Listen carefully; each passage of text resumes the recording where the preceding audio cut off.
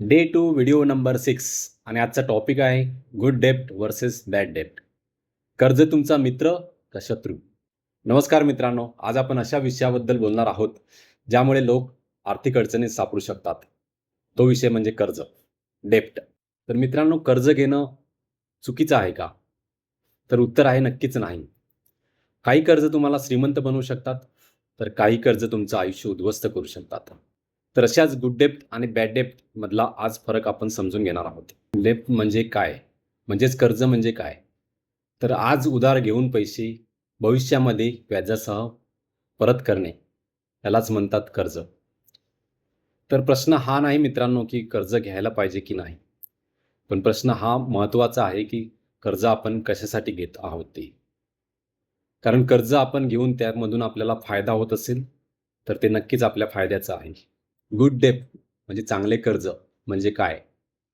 तर कुठलेही कर्ज घेऊन जे भविष्यात आपल्याला आपले उत्पन्न वाढवायला, आपली आर्थिक परिस्थिती सुधारायला मदत करते, ते म्हणजे गुड डेब्ट किंवा चांगले कर्ज.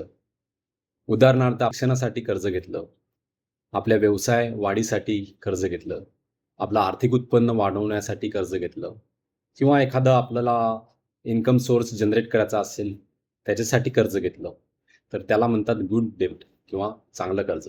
अशा कर्जामुळे आपली आर्थिक प्रगती होण्याची शक्यता वाढते. बॅड डेब्ट म्हणजे काय?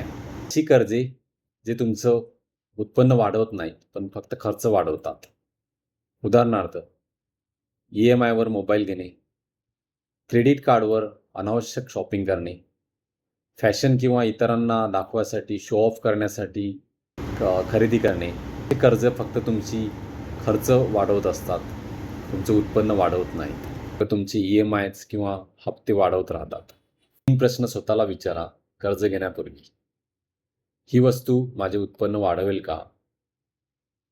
जे मी कर्ज घेतोय ते माझ्या ई-एम-आयच्या बजेटमध्ये बसेल का? आणि ही माझी इच्छा आहे का गरज आहे? जर मित्रांनो उत्तर नाही आलं, तर अशी कर्जे घेणं टाळा. म्हणून कर्ज घेण्यापूर्वी विचार करा आणि आर्थिकदृष्ट्या शहाणे निर्णय घ्या. जर हा व्हिडिओ तुम्हाला आवडला असेल, तर लाईक करा आणि कमेंटमध्ये लिहा गुड डेब्ट आणि बॅड डेब्टमधला सर्वात मोठा फरक कोणता आहे ते. आणि हा व्हिडिओ तुमच्या मित्रमैत्रिणींना शेअर करा आणि वंडर विथ विनोद या माझ्या यूट्यूब चॅनलला सबस्क्राईब करायला विसरू नका. धन्यवाद. पुन्हा भेटू पुढील व्हिडिओमध्ये.